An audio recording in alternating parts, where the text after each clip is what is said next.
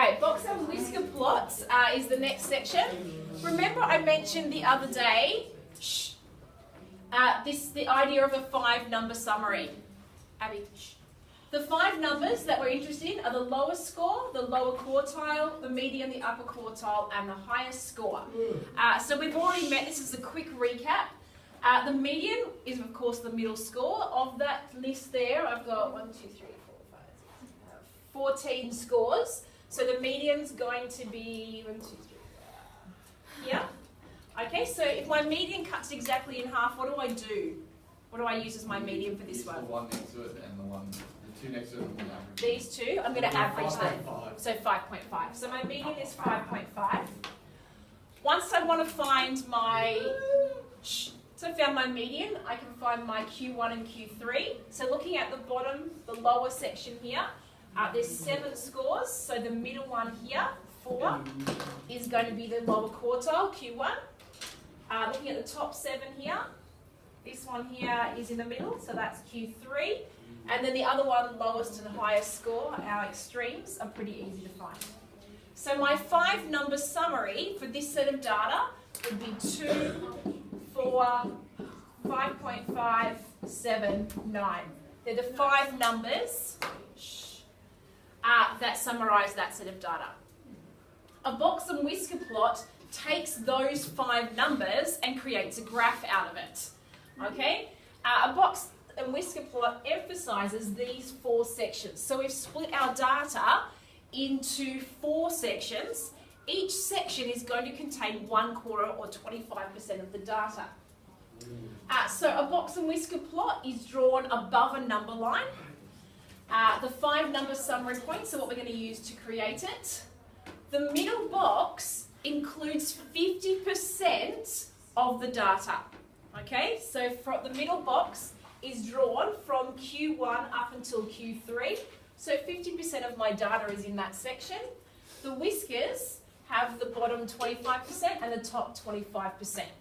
Okay, so above my number line, I need to carefully mark each of these 5 numbers. The lowest score, Q1, median, Q3, and upper score. Each section has 25% of the data, so they often like to ask questions about that in the exam. And the median is just a line drawn in the box. Okay? How come the median's not in the middle? The median will not be exactly halfway between Q1 and Q3 unless the data's symmetrical.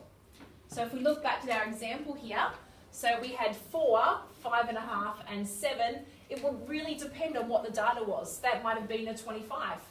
Okay?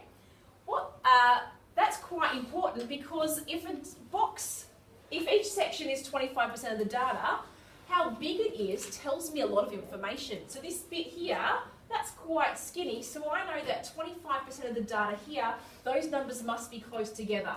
Whereas this section, the numbers must have been more spread out for that 25% because they created a bigger section, the box and whisker plot.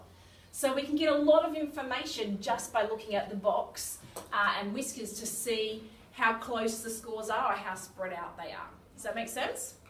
Yes. Cool. No worries. Alright, so looking at the numbers we had before, we're going to create a box and whisker plot from those. So here's our numbers again. So we had 2, 4, 5.5, 7 and 9 as our 5 numbers. So I've got a number line here. It goes from 0 to 10. Your number line does not have to start at 0.